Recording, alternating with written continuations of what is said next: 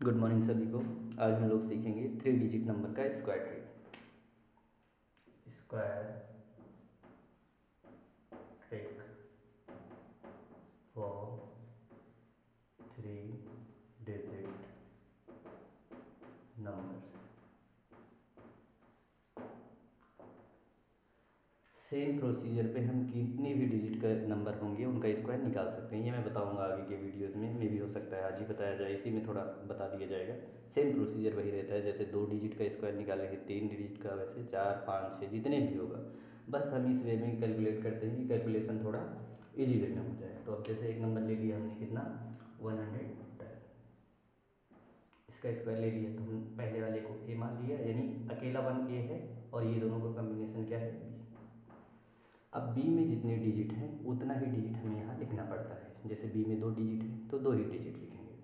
जैसे 12 का स्क्वायर कितना होता है 144, लेकिन बी में डिजिट कितनी है, 2 ही डिजिट है, तो हम कितना लिखेंगे, 2 डिजिट यहाँ पे लिख देंगे। अब इन तीनों को आपस में मल्टीप्लाई, 12 बन जाए 12, 12 में 2 जोड़ेंगे कितना हो जाएगा, 1 कैरी हो गया है, ये बात ध्यान दीजिएगा आप लोग। 12 बन जाए 12, 12 टू जाए 24, 24 में 1 कैरी जोड़ेंगे कितना हो जाएगा 25, 25 में तो ऑलरेडी 2 डिजिट है और बी का भी 2 डिजिट है, तो 2 डिजिट लिखना ही पड़ेगा, तो 25 यहाँ पे लिख दिए। अब बचा ए का स्क्वायर, ए कितना है 1, 1 का स्क्वायर कितना आता है 1 ही आता है, तो ये हो गया। क्लियर है।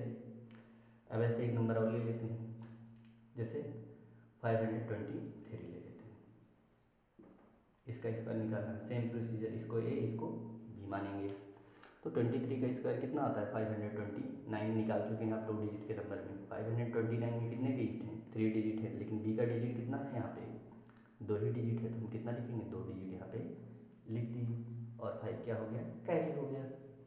इतनी बात समझ में आ गई। अब देखिए इन तीनों को आपस में मल्टीप्लाई करना है, तो कैसे करें मल्टीप्लिकेशन की आसान वे में हो जाए। 5 टू ज़ा 10 और 10 से किसी भी चीज़ को मल्टीप्लाई करना बहुत ईजी होता है। 23 10 ज़ा 230, लेकिन कैरी 5 जोड़ोगे कितना आ जाएगा 235। अब लिखना कितना है, 2 डिजिट, क्योंकि बी का डिजिट कितना है 2 है, तो 2 डिजिट हम यहाँ पे लिख देंगे और ये वाला क्या हो जाएगा, आगे वाला कैरी। अब बचा 5, 5 का स्क्वायर कितना होता है 25, 25 में 2 जोड़ोगे कितना आ जाएगा 27। इतनी बातें क्लियर है। अब एक नंबर ले लिया हमने 918, इसका स्क्वायर निकालना। सेम प्रोसीजर, इसको बी इसको ए। 18 का स्क्वायर 324, लेकिन लिखना कितना है, 2 ही डिजिट लिखना है, तो 2 डिजिट हमने लिख दिया है यहाँ पे। अब ये क्या हो गया, कैरी। अब इन तीनों को आपस में मल्टीप्लाई करेंगे, तो 2 9 जा 18, 18 को 18 से, यानी 18 का स्क्वायर अभी निकालेंगे 324, लेकिन 324 में 3 कैरी जोड़ेंगे कितना आ जाएगा 327।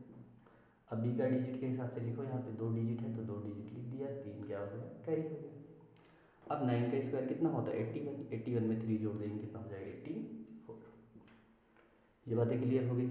अब कभी कभी हम क्या करते हैं, थोड़ा कैलकुलेशन, अगर ए 1 डिजिट मानेंगे, बी 2 डिजिट मानेंगे, तो क्या हो जाएगा कैलकुलेशन थोड़ा लेंदी हो जाएगा। जैसे देख लो, अगर 189 होता,